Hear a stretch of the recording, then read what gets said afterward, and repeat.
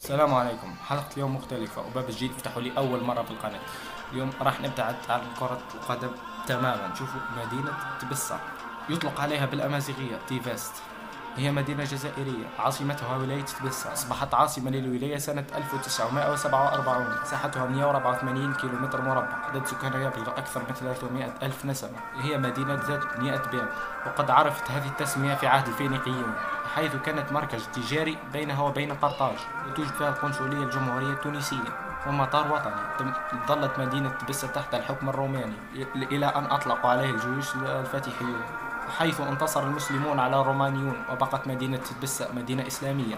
ثم بقت تحت الحكم العثماني إلى دخول المستعمر الفرنسي، وكما وصفها أحد المؤرخون بأنها مدينة قديمة فيها مسرح وبيوت تحت الأرض ودار سينما، ولها منظر هائل وفيها متحف عليه صور.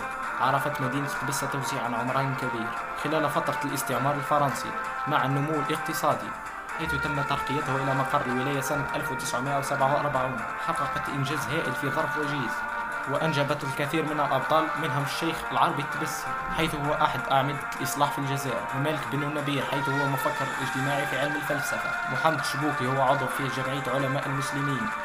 وتبقى مدينة تبسة مدينة عظيمة. إذا عجبكم الفيديو ما تنساش دير اشتراك في القناة وتفعيل زر الجرس، وقولوا لنا في التعليقات إذا عجبكم هذا المحتوى. راح أصحوركم وصح فطوركم. سلام.